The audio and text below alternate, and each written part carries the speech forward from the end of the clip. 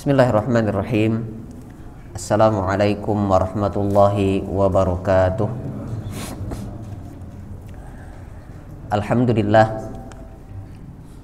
Alhamdulillahi rabbil alamin. Wabihi nasta'inu ala umurid dunya waddin. Wassalatu wassalamu ala asyrafil anbiya'i wal mursalin, nabiyyina wa habibina Muhammadin wa ala alihi wa ashabihi wa man istanna bisunnatihi ila yaumiddin. Subhanaka la ilma lana illa ma 'allamtana innaka antal alimul hakim. Wala haula wala quwwata illa billahil aliyyil azim. Rabbi shrah li sadri wa yassir li amri wahlul 'uqdatan min lisani yafqahu qawli. Amma ba'du, kaum muslimin dan muslimat, keluarga sabarataan rahimani wa rahimakumullah.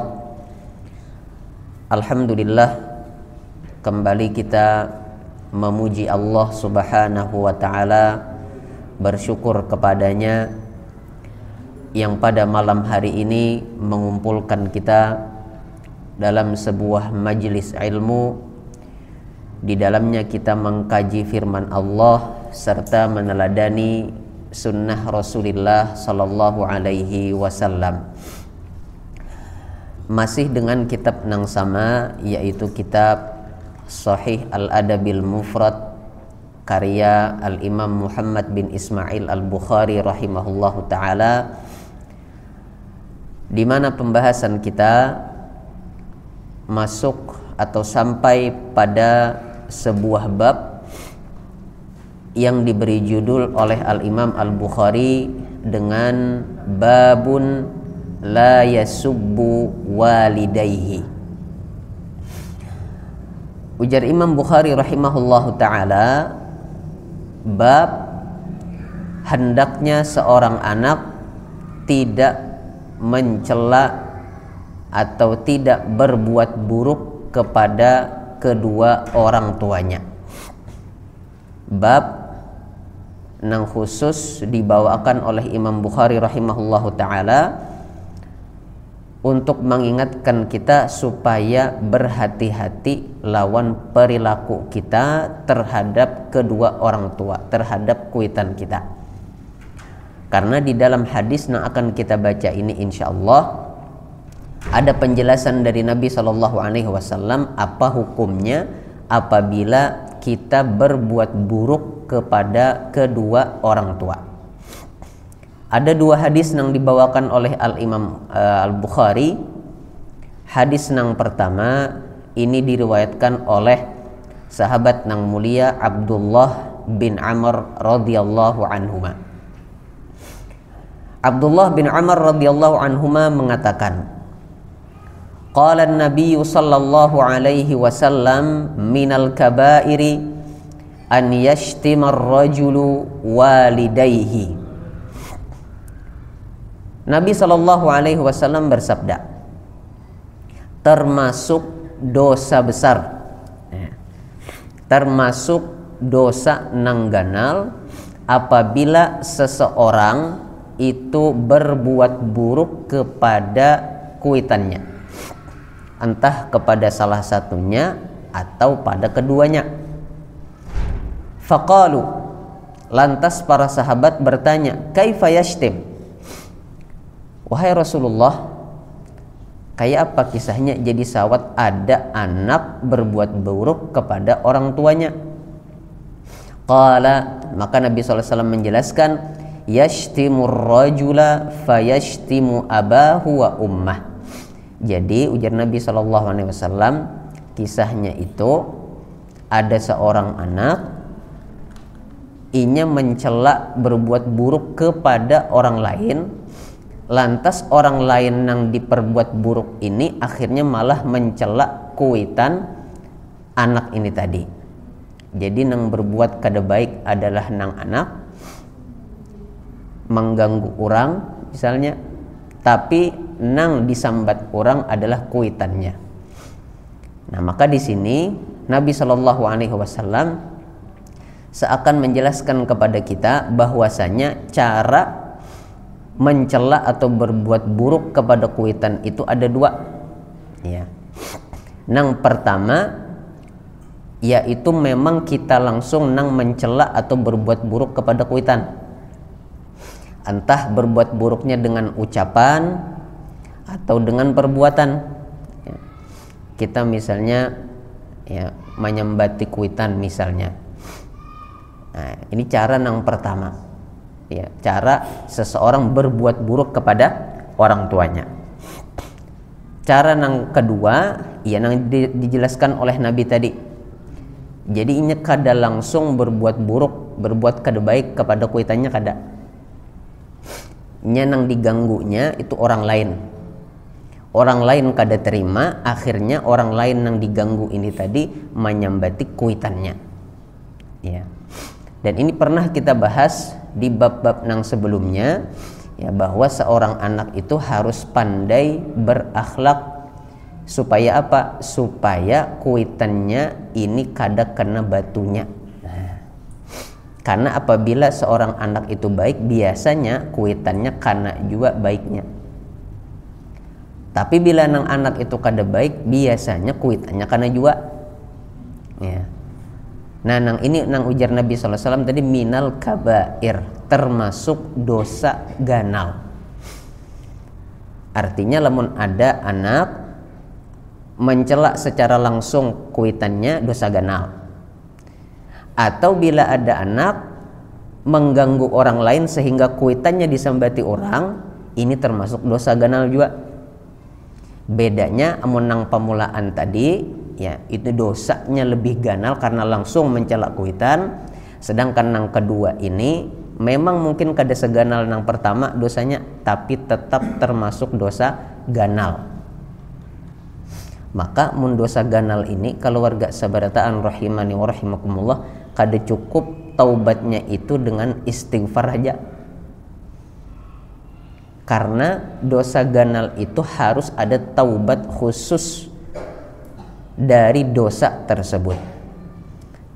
Nah, nang jadi masalah di sini, dosa ganal nang dibahas oleh Nabi ini kaitannya lawan manusia. Nah, cara taubatnya lamun dosanya itu ada sangkut pautnya lawan manusia, artinya kita harus minta halal, minta ridho. Bila kita menyambat kuitan langsung, berarti minta halal, minta ridhonya kepada kuitan. Bilanya kita menyambati orang sehingga orang menyambati kuitan kita, nah ini dua kali kita minta maafnya.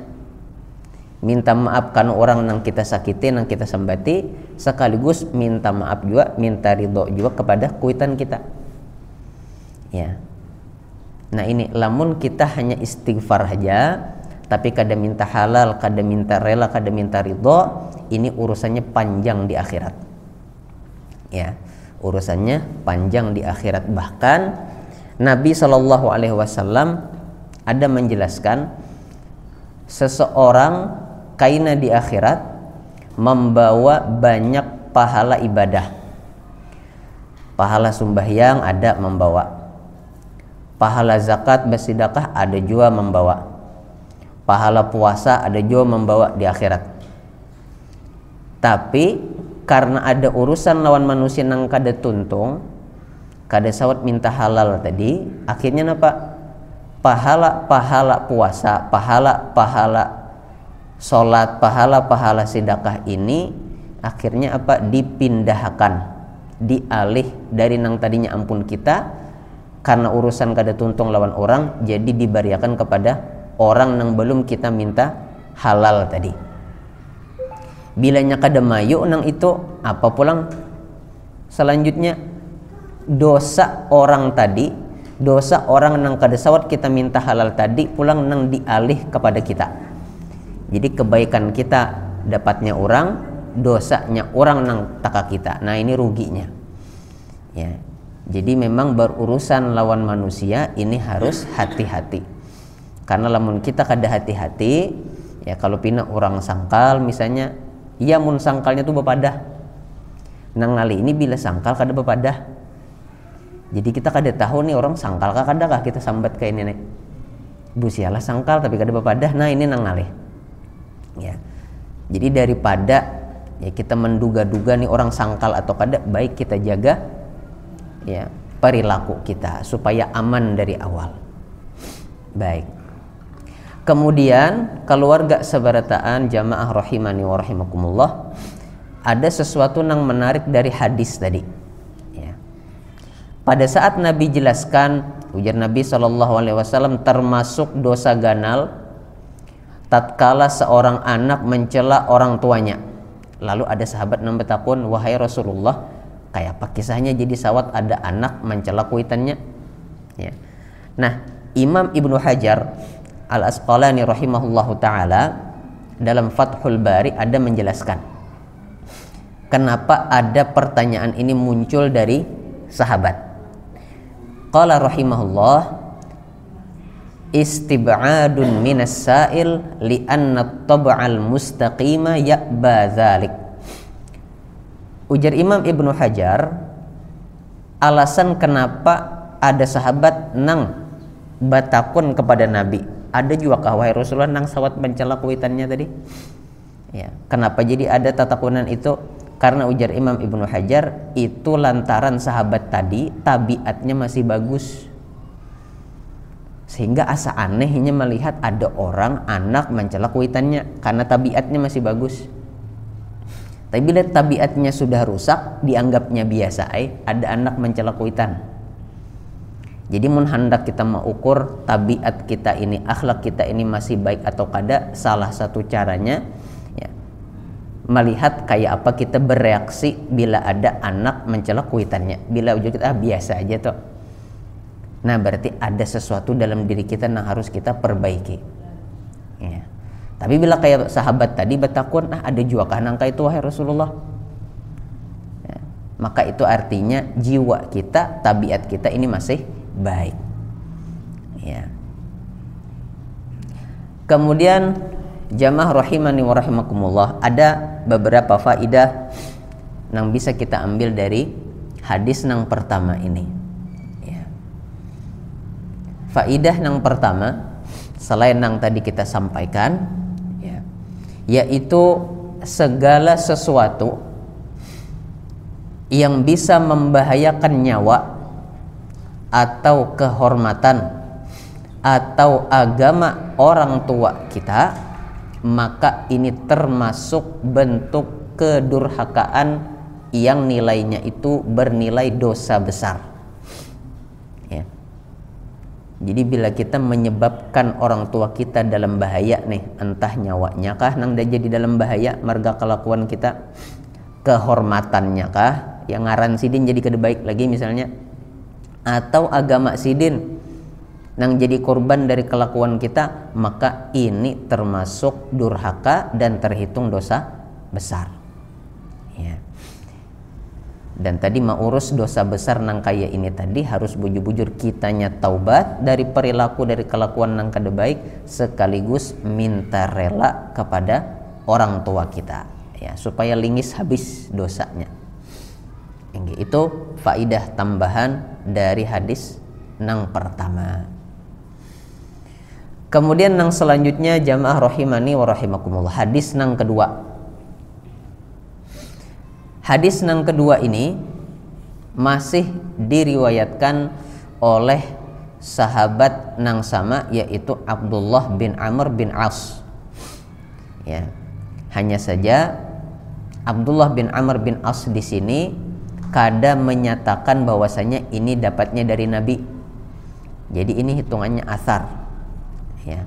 Jadi athar itu ucapan para sahabat nang kada dinisbatkan kepada Nabi ya. Jadi di sini Abdullah bin Amr bin Aus mengatakan, minal kabairi indallahi ta'ala an yastasibbar rajulu liwalidihi. Kata Abdullah bin Amr radhiyallahu anhuma, termasuk dosa ganal di sisi Allah Ta'ala ya. Apa faidahnya, kenapa Sidin menyebutkan indallah? Karena bisa jadi menurut manusia biasa saja tadi, dan itu kada jadi lain itu patokannya. Ya. Karena nang patokan dosa ganal atau kada itu adalah di sisi Allah, lain menurut manusia. Jadi bujur aja misalnya ada manusia menganggap tuh biasa aja tuh anak menyambati kuitan, misalnya bahasa sambatan lawan kuitan dianggap biasa aja. Ya. Nah, anggapan biasa itu tadi kada mengubah status dosa ganal perbuatan tersebut. Ya. Makanya Abdullah bin Amr mengatakan minal kabairi indallah, termasuk dosa ganal di sisi Allah. Jadi meskipun manusia mewajari, memaklumi, tapi di sisi Allah tetap hitungannya dosa ganal. Apa yang termasuk dosa ganal tadi? An yastasibbar rajulu liwalidihi, yaitu seorang anak nang menjadi sebab orang tuanya dicela. Nah, jadi kada mesti anak nang mencela kuitan, tapi lantaran kelakuan anak kuitan nang dicela orang.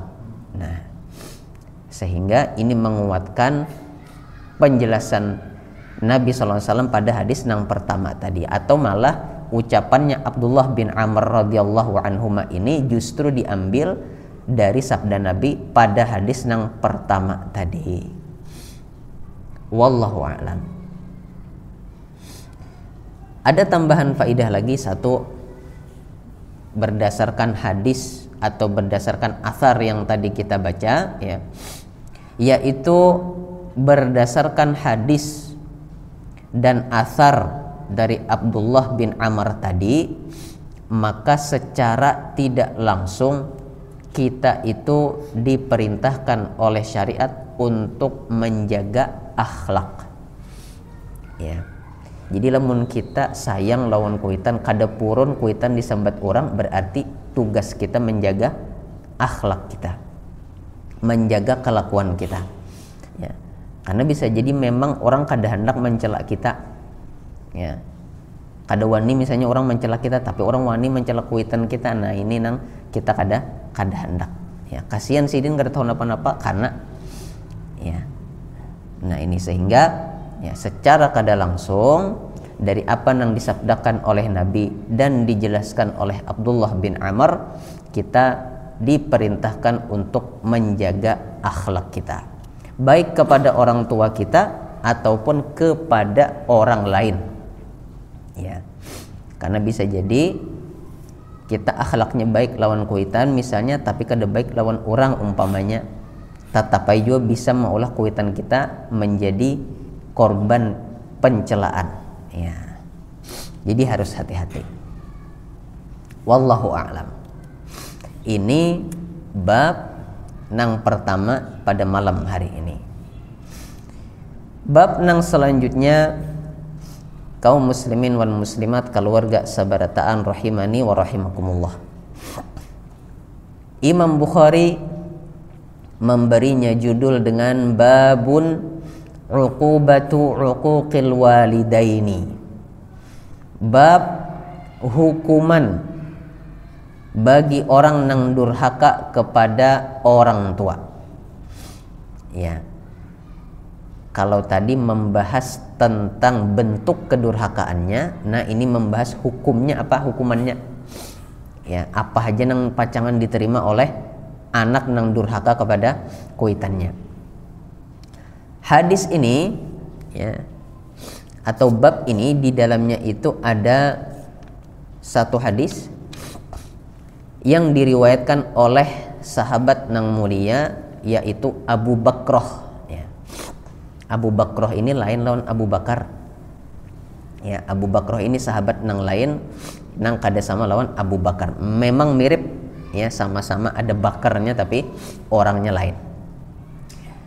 Abu Bakrah menyatakan bahwasanya Nabi Shallallahu Alaihi Wasallam pernah bersabda, "Ma min zambin ajdaru an yu'ajjala li sahibihil uqubata ma'a ma yuddakharu lahu minal baghi wa qati'atir rahim."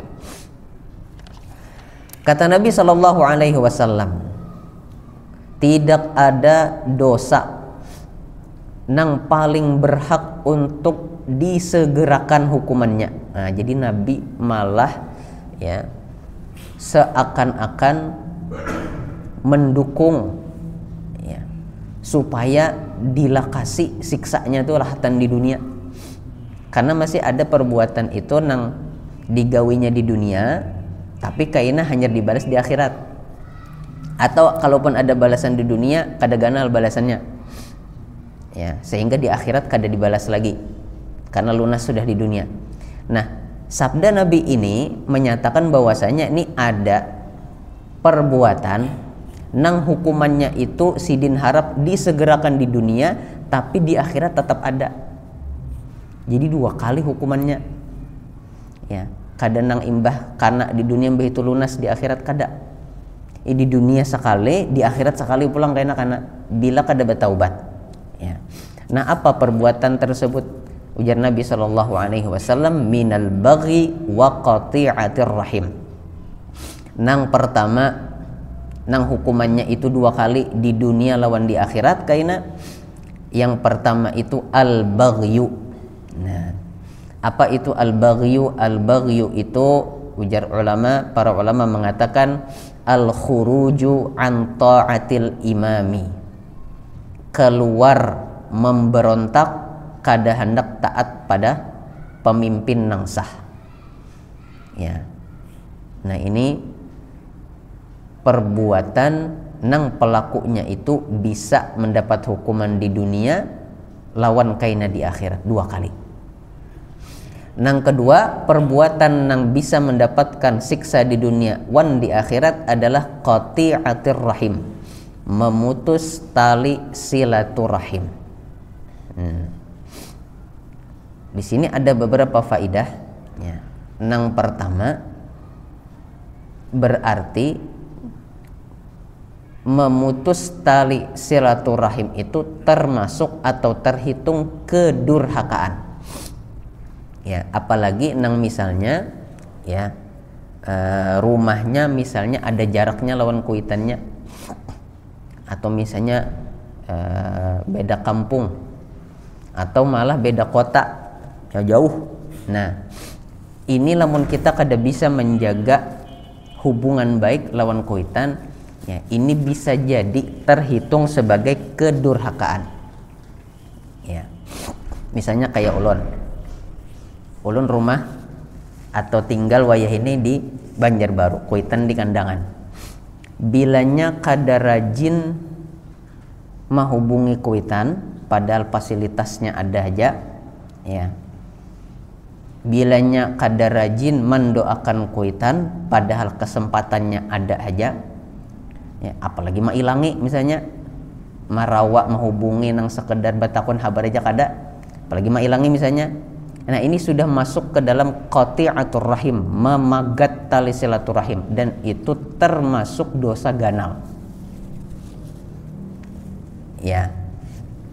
Jadi kita harus jaga ada hubungan lawan kuitan, khususnya nang rumahnya tadi berjauhan ya. Paling kada manakuni kabar, atau paling kada mengucapkan salam ya. Umpamanya di WA, assalamualaikum mak bah, mudahan pian sabarataan dalam lindungan Allah, tuntong sudah saban hari kayak itu kita niatakan gasan menjaga tali silaturahim supaya kada pagat ya.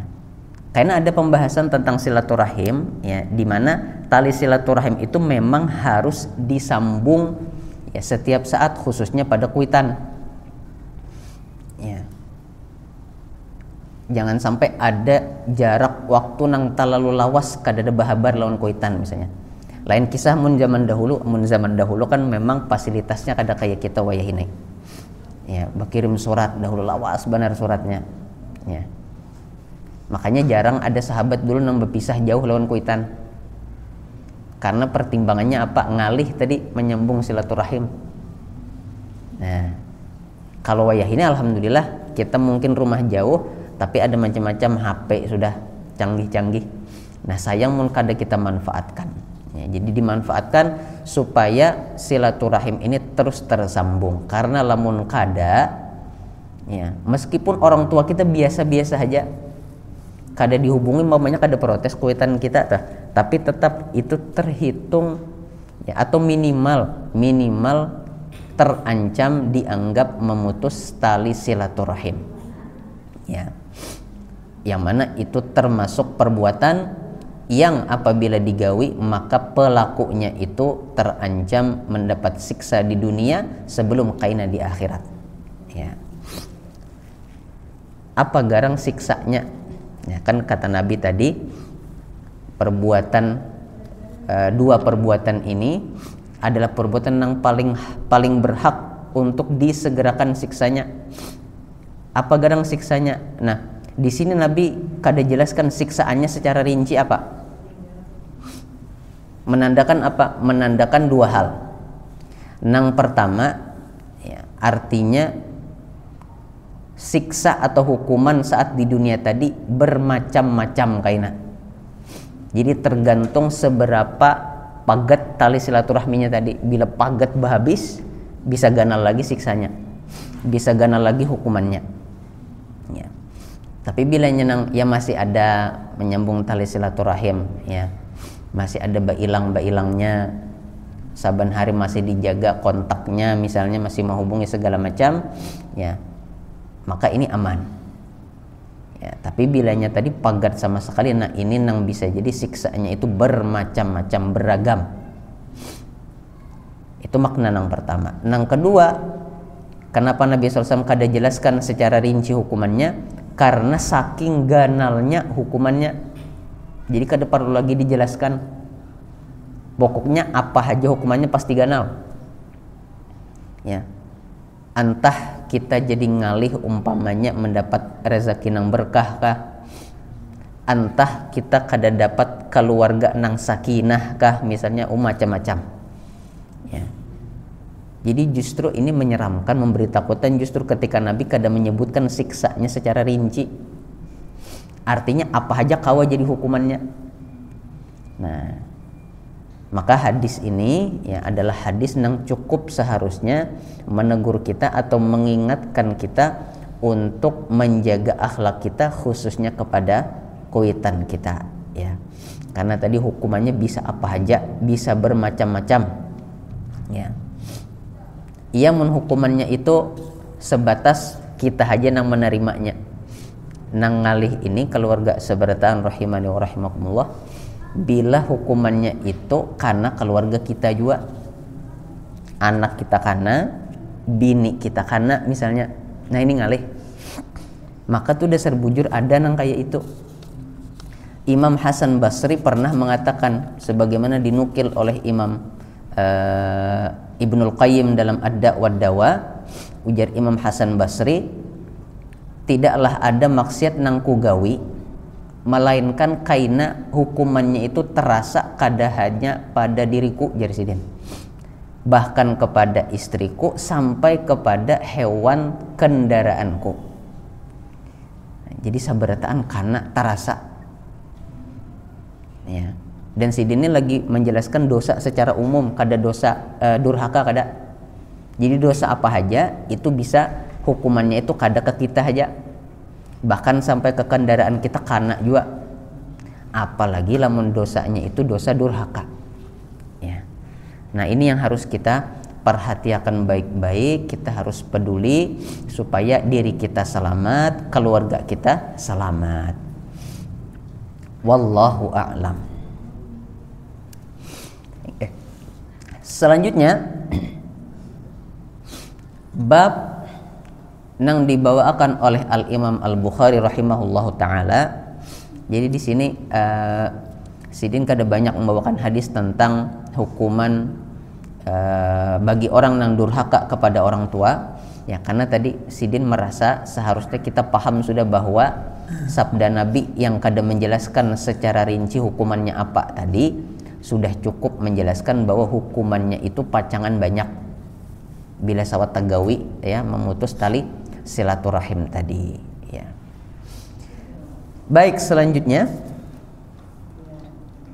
bab nang diberi judul oleh Al-Imam Al-Bukhari dengan babun da'watul walidaini, bab doa nang dipanjatkan oleh kedua orang tua, ya.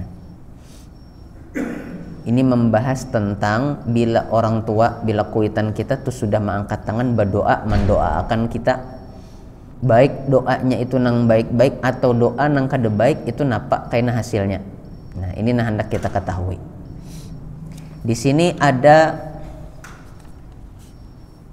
dua hadis yang dibawakan oleh Al-Imam Al-Bukhari untuk menjelaskan kayak apa dampak doa orang tua kepada anaknya. Seberapa laju dikabulkan doanya kuitan tadi. Nah, hadis yang pertama dulu. Hadis yang pertama ini diriwayatkan oleh sahabat yang mulia Abu Hurairah radhiyallahu anhu. Nabi sallallahu alaihi wasallam bersabda, "Salasu da'awatin mustajabatun lahunna la syakka fihin." Ujar Nabi sallallahu alaihi wasallam, ada 3 doa nang dijawab dikabulkan oleh Allah Subhanahu wa taala tanpa ragu. Padahal doa kada mesti 3 ini aja sudah pasti Allah kabulkan. Ya. Apa aja doanya sebujurnya, siapa aja nang berdoa pasti Allah kabulkan. Ya, tapi ada 3 golongan doa, 3 macam doa nang itu lebih lakas, lebih laju lagi Allah kabulkan. Ya. Nang pertama apa? Nang pertama da'watul mazlumi.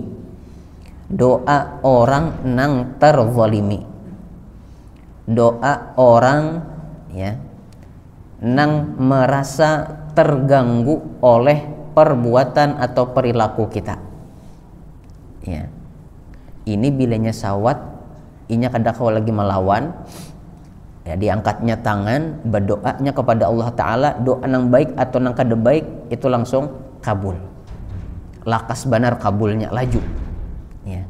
Bahkan Imam Ibnu Battal rahimahullahu ta'ala menjelaskan, ujar Sidin, anna da'watal mazlumi la turaddu wa in kanat min kafir. Doa orang nang dizolimi itu kada tertolak meskipun nang dizolimi itu orangnya kafir.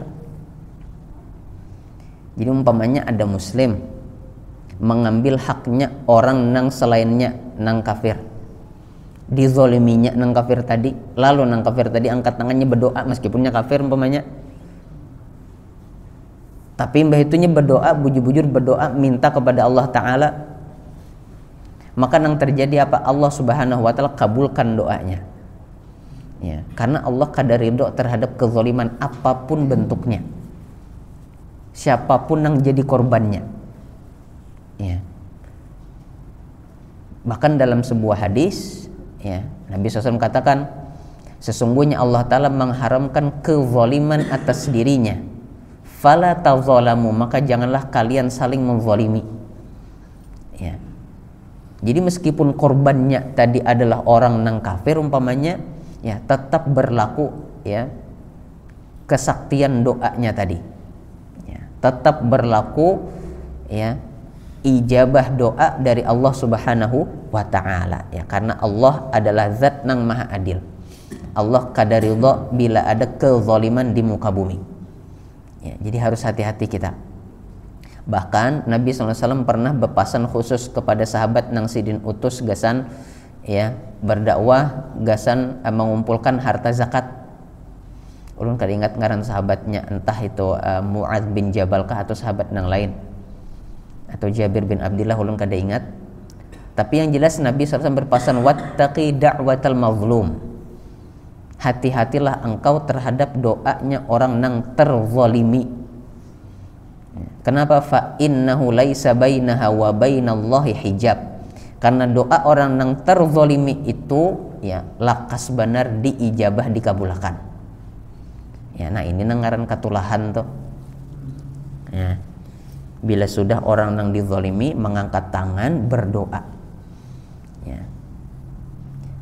Ini doa nang pertama atau macam doa nang pertama nang lakas benar dikabulkan oleh Allah Subhanahu wa taala. Nang kedua, ujar Nabi sallallahu alaihi wasallam, wa da'watul musafiri. doa orang nang safar, nang melakukan perjalanan. Ya.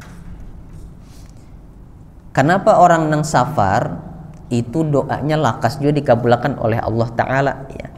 Karena biasanya orang nang safar, apalagi safarnya itu lain dalam rangka maksiat. Ya. Safar misalnya gasan silaturahim tadi, safar gasan menuntut ilmu. Ya. Biasanya lapahnya lain. Antara safar nang gasan ibadah lawan nang kada gasan ibadah lain lapahnya. Ya. Nah dari lapah ini nih biasanya musafir itu parak benar hatinya itu lawan Allah Ta'ala, mudah mengingat Allah Subhanahu wa Ta'ala. Gara-gara apa? Gara-gara ini kesulitan tadi safar, lapah tadi. Ya. Merasa asa berat, asa tersiksa. Ya. Sehingga hatinya ini jadi lembut, mudah ingat kepada Allah Subhanahu wa Ta'ala. Nah pada saat itulah bila orang safar kemudian inya berdoa kepada Allah, doa apa saja, maka Allah Subhanahu wa Ta'ala lakas kabulakan. Ya. Kemudian yang ketiga, nah ini nang masuk atau nang pas lawan bab kita, Nabi sallallahu alaihi wasallam, wa da'watul walidaini ala waladihima. Doa nang ketiga nang lakas benar dikabulkan oleh Allah Subhanahu wa Ta'ala adalah doa keburukan dari kedua orang tua atas anaknya. Ya. Para ulama menjelaskan kada doa keburukan aja, doa nang baik pun lakas juga dikabulkan. Cuman kenapa di sini Nabi khusus menyebutkan doa keburukan? Karena hati orang tua nang sawat sampai mendoakan keburukan kepada anak itu berarti sudah sakit benar hatinya. Karena biasanya kayak apa aja kelakuan anak, bila orang tua tuh hatinya itu masih kuat, kada sawat juga tak doakan nang macam-macam. Ya, paling doanya mudah-mudahan kada lagi menggawi nang itu misalnya. Doa-doa nang baik, nang ringan. Mun sudah sawat doanya itu buruk, doa kada baik, berarti sudah hancur benar hati kuitan itu. Nah, hancurnya hati kuitan inilah yang menjadi sebab tulusnya doa kuitan. Ya. Lain pun pas senang nih biasanya ya. Doa itu kada setulus pas lagi ngalih. Mungkin kita bisa merasakan seorang ya, pas lagi banyak nikmat Allah bariakan tuh biasanya doanya lain loh pas lagi ngalih. Kada pakulih napa-napa, gua itu doanya tulus benar masih kita. Ya. Bahkan kita dengan mudahnya menyampaikan kepada Allah Ta'ala kesulitan yang kita hadapi. Ya Allah, hamba sudah kada lagi berisi duit. Ya Allah, hamba kelaparan, anak kelaparan. Ya Allah, bini hamba kelaparan, macam-macam. Ya, tulus benar hati. Tapi bilanya pas lagi senang, ya, biasanya doanya Rabbana atina fid dunya hasanah wa fil akhirati hasanah wa qina adzabannar, sudah itu aja. Ya, karena senang tadi. Makanya di sini ya Nabi SAW jelaskan kondisi yang lebih lakas lagi dikabulkan doa kuitan itu pas kuitan merasa tersakiti. Ya. Ia lamun nang keluar doanya doa nang baik, nah amun pas doanya nang kada baik ini nang kita khawatirakan. Ya. Karena di hadis nang setelah ini ya ada contohnya langsung. Kayak apa dahsyatnya doa kuitan nang merasa terzolimi. Padahal terzoliminya tuh kada sampai nang anak durhaka benar kada. Ya, karena kita baca. Ya. Nah, kaum muslimin dan muslimat jamaah rahimani wa rahimakumullah. Ya. Ada catatan atau faidah tambahan dari hadis yang kita baca tadi sebelum kita baca hadis selanjutnya. Ya. Yaitu maksud dari lakasnya terkabul doa 3 golongan ini tuh bukan berarti terkabulnya sekejap. Kada mesti kayak itu pemahamannya. Ya. Karena Allah Ta'ala adalah zat nang maha tahu, maha bijaksana apabila mengabulkan doa tadi.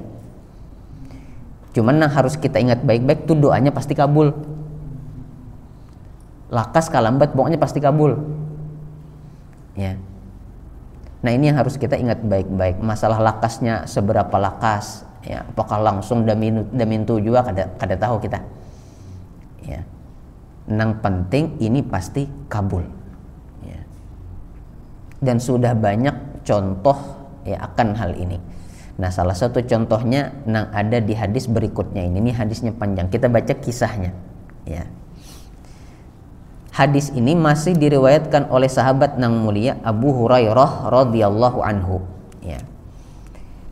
Beliau mengatakan, sami'tu Rasulullah sallallahu alaihi wasallam yaqul, aku pernah mendengar Nabi sallallahu alaihi wasallam bersabda, ma takallama mauludun minan nasi fi mahdin illa Isa bin Maryam wa sahibu Juraij. Sepanjang sejarah kadada bayi halus nang kawa bapandir, ya, jadi bayi nang ya masih umuran berapa bulan nang kawa langsung bapandir kecuali dua bayi, yaitu Isa bin Maryam, ya, Nabi Isa, dan seorang anak dalam kisahnya Juraij. Nah, qila ya Nabi Allah wa ma sahibu Juraij, maka para sahabat pun bertanya, wahai Rasulullah, seorang anak dalam kisah Juraij ini kayak apa kisahnya? Ya, maka Nabi SAW mengisahkan, fa inna Juraijan kana rajulan rahiban fi sauma'atin lah. Jadi dahulu kala, ujar Nabi SAW, ada seseorang ngarannya itu Juraij. Juraij ini adalah orang nang ahli ibadah, bahkan termasuk rahib. Rahib ini ya kalau melihat pada sejarah dahulu, ini lain ahli ibadah nang biasa-biasa saja, tapi ahli ibadah nang luar biasa, nang bujur-bujur meninggalkan dunia. Pokoknya gawiannya ibadah aja. Ya.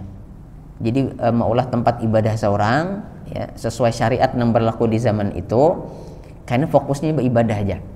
Sesekali aja meninggalkan ibadahnya gak mencari nafkah misalnya, tercukupinya lanjut ibadah pulang. Bahkan dulu ada yang sempat berlebihan, yang kemudian dilarang oleh Nabi. Itu ada di zaman dahulu. Orang itu, rahib-rahib ini, saking hendaknya merasakan bahwasanya dunia itu sementara, sampai ada yang menyiksa dirinya, ya, bahkan ada yang merantai dirinya seorang supaya inya kada betah di dunia, biar ingat akhirat terus. Nah, tapi oleh Nabi kada dibolehkan nang kayak ini, ya, karena Nabi SAW pun kada demikian ibadah sidin, pada ibadah sidin sudah banyak, ya, tapi tetap ada wayahannya sidin bergaya lawan para sahabat, ada wayahannya sidin bergaya lawan keluarga, ya, yang santai, yang normal aja, ya. Tapi pada zaman itu, pada zamannya Juraij ini banyak nang kayak ini. Nah, Juraij ini salah satunya. Jadi Juraij ini ada berisi tempat ibadah seorang, terbuat dari tanah liat. Kemudian Nabi SAW melanjutkan, wa kana ra'iyu baqarin ya'wi ila asfali sauma'atih.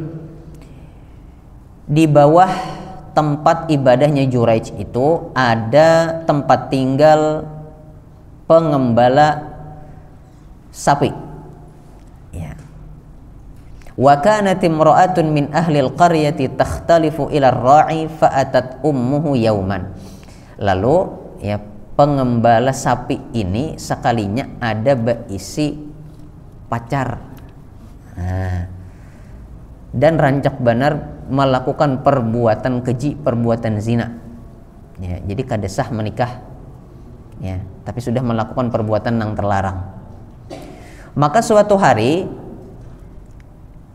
mamanya Juraij yang mendatangi Juraij yang sedang beribadah di tempat ibadahnya, ya. Maka mamanya Juraij mengatakan, ya Juraij, ya, dalam kondisi Juraijnya masih sedang melaksanakan ibadah, ya, maka timbullah di dalam hati Juraij, ya, pergolakan. Juraij bingung nih di kiau kuitannya masalahnya. Lanjutakan sholat, tentu sholatnya dengan syariat yang berlaku saat itu. Ini tarusakan sholatnya kah, atau pagat sholatnya mbah itu, ya, memenuhi panggilan mamanya, ya. Ini terulang sampai 3 kali. Jadi mamanya bekiau, Juraij ini belum lagi memagat sholatnya, ditarusakannya sholatnya sampai 3 kali, ya. Nah, sampai 3 kali akhirnya perbuatan tersebut membuat hati mamanya Juraij tadi sakit, kada dihirani, ya. Maka muncullah dari lisan mamanya tadi ya sebuah doa keburukan untuk Juraij. Apa doanya? La amatakallahu ya Juraij hatta tanzura fi wajhil mumisat. Semoga Allah tidak mewafatkan engkau wahai Juraij sampai engkau berhadapan melihat wajahnya wanita pezina. Ya. Jadi di zaman itu munsawat ada orang berhadap-hadapan ya, balilihatan lawan wanita pezina itu dianggap hina di zaman itu ya. Kada sampai mengurihingi, kada bertatap-tatapan haji sudah dianggap hina. Nah di sini ya, mamanya Juraij mendoakan hal tersebut ya, supaya Juraij ini terkena fitnah tadi ya, lantaran Juraij kada memenuhi panggilan mamanya. Ya, nanti masalah hukum ini akan kita jelaskan insya Allah. Ya, kita lanjutkan kisahnya dulu. Maka singkat cerita, akhirnya tibalah suatu saat di mana perbuatan pengembala sapi lawan binian tadi itu ketahuan oleh penguasa. Akhirnya dikia oleh penguasa. Ya, nang biniannya tadi. Ujar penguasa, ini anak ikam ini hasil dari gawian ikam lawan siapa? Ya. Ujar binian tadi, oh ini gawianku lawan Juraij. Padahal kada lawan Juraij, lawan pengembala sapi. Tapi ini sudah mulai jalan ya, Allah kabulkan doa mamanya Juraij. Akhirnya dikiaulah Juraij. Juraijnya dipanggil menghadap penguasa. Ya, kemudian tempat ibadahnya Juraij pun ya dihancurkan ya, atas perintah penguasa tadi ya. Maka setelah itu ya tibalah Juraij menghadap penguasa. Nah di jalan pada saat Juraij hendak mendatangi penguasa, hendak menghadap penguasa ya, inya bertemuan lawan segerombolan wanita pezina pelacur ya, yang pada saat itu Juraij kada kau memalingkan pandangannya. Jadi dasar bujur akhirnya bertatap-tatapan, berhadap-hadapan muhanya Juraij lawan muhanya para wanita bezina. Terkabullah doa mamanya Juraij, kada lawas tuh. Ya, padahal tadi kita lihat Juraij ini orang nang ahli ibadah. Tapi karena ada perbuatan tertentu yang dilakukan Juraij, nang padahal kada durhaka benar, tapi menyakiti hati orang tuanya, maka jadilah doa orang tuanya Juraij tadi terkabul. Singkat cerita, akhirnya Juraij tadi dasar bujur tali hati wajah para pezina tadi sampai kepada penguasa. Disitulah Juraij menjelaskan bahwasanya ya dirinya tidak bersalah dan Juraij minta didatangkan anak bayi nang halus tadi, nang hasil zina tadi. Begitu didatangkan di hadapan penguasa, Juraij pun bertanya kepada anak nang masih halus tadi. Ya. Juraij mengatakan, ya man abuka, siapa abah hikam? Masih halus, masih bayi, nyata kadang bawa pandir sudah. Tapi tawakalnya Juraij, kemudian sadarnya Juraij akan kesalahannya, ya menjadikan Allah Subhanahu wa taala menolong Juraij. Akhirnya bayi nang sing halusan tadi bepandir. Ujar bayi, ra'iyal baqar, abahku adalah pengembala sapi.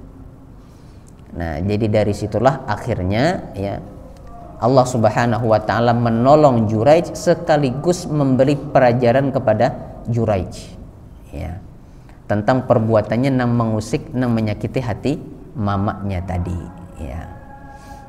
Nah, ini ulun ringkas kisahnya. Ada beberapa penjelasan tentang hukum ya, tentu ini menimbulkan pertanyaan mungkin. Ya, tapi yang jelas di sini yang ingin kita ambil kesimpulannya adalah jangankan perbuatan nang murni kedurhakaan, suatu perbuatan nang sifatnya sunnah sekalipun ya, tadi nang dilakukan Juraij itu sholat nang sunnah hukumnya. Tapi Juraij ini ya sudah tahu di kiau mamanya, tapi tetap ditarusakannya, dilawasinya sholatnya, yang akhirnya maulah mamanya tadi kada nyaman hatinya. Nah, ini saja kalau ternyata melukai hati orang tua, kemudian orang tua mendoakan keburukan kepada anaknya, tetap terkabul. Apalagi lamun memang kelakuannya murni kedurhakaan kepada orang tua, ya jelas lebih terkabul lagi. Ya. Insyaallah taala perkataan-perkataan para ulama yang menjelaskan tentang hukum-hukum terkait kisahnya Jurayj ini, ya kita akan baca pada kesempatan yang akan datang insyaallah, karena banyak di sini khilaf para ulama, bolehkah kada mamagat salat sunnah bila dikiau kuitan, bila boleh kapan, atau apa syaratnya dan seterusnya, ya. Tapi yang jelas faedah yang kita ambil tadi sesuai dengan bab adalah bahwa doa orang tua, baik doa kebaikan atau doa nang kada baik, ini lakas dikabulkan oleh Allah Subhanahu wa taala. Ini yang kita bisa baca pada kesempatan malam hari ini. Insyaallah taala kita terus akan di pertemuan yang akan datang. Mudah-mudahan Allah Subhanahu wa taala menjaga kita dari perbuatan kedurhakaan kepada orang tua. Mudah-mudahan Allah Subhanahu wa taala memberkahi kita sebarataan. Wallahu a'lamu bissawab. Nang salah nang kurang ulun mohon maaf sebesar-besarnya. Wasallallahumma ala nabiyyina Muhammadin wa ala alihi wa sahbihi wa sallim. Wa akhiru da'wana anil hamdulillahi rabbil alamin. Tsumma assalamu alaikum warahmatullahi wabarakatuh.